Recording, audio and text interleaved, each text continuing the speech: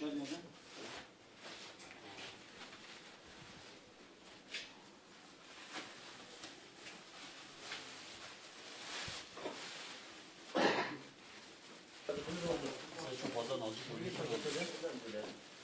açalım. Bu şekilde mantık sen görüyorsun.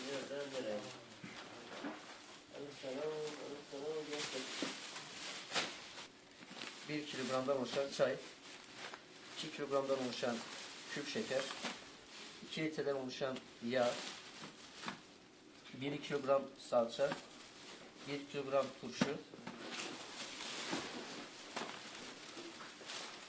diğer tarafta 2 kilogramdan oluşan bulgur, 2 kilogramdan oluşan mercimek, 1 kilogramlık 2 tane makarna ve 1 kilodan zeytin. Oluşan gıda kolimiz.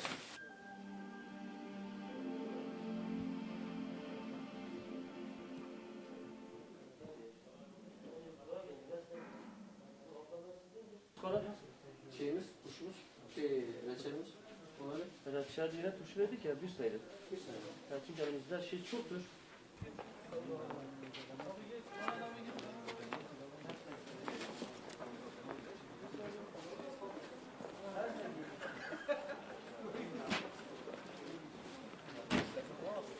Bu kadar.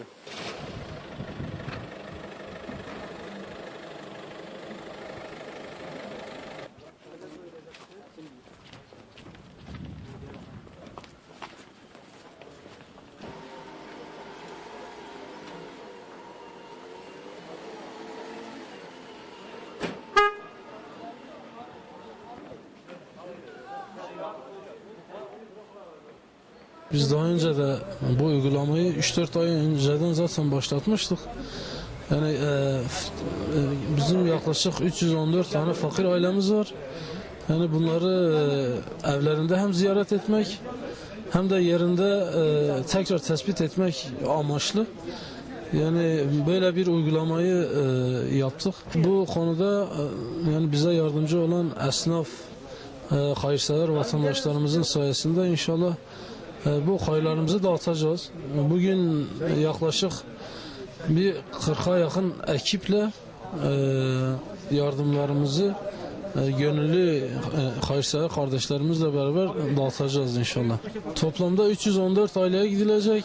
3 kişiden oluşan 40 ekiple dağıtım olacak inşallah. Bizim her ay düzenli dağıttığımız yardımlarımızdır. Tabii bayramın üzerine gelmesi biraz daha iyi oldu. İnşallah bayram, Kurban Bayramı içerisinde de kurban dağıtımımız olacak. Bu mayanda yine fakir ailelerimize yine gitmiş olacağız inşallah.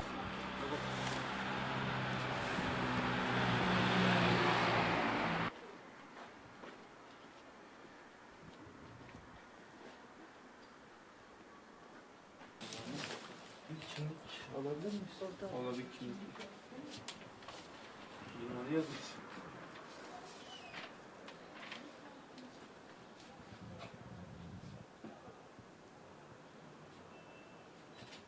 Abi tamamdır. İmza alsak. Abi şurayı imzalayabilir misiniz? Şimdi.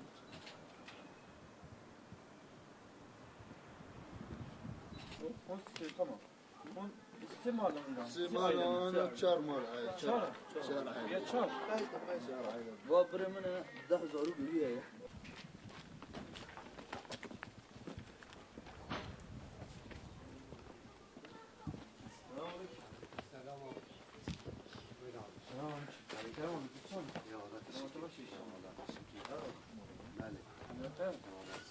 Ama mesela yardım vermeye yaptım. Güzel yardım var ya. Dayanamam ama. Evet. Diyor mu? Evet.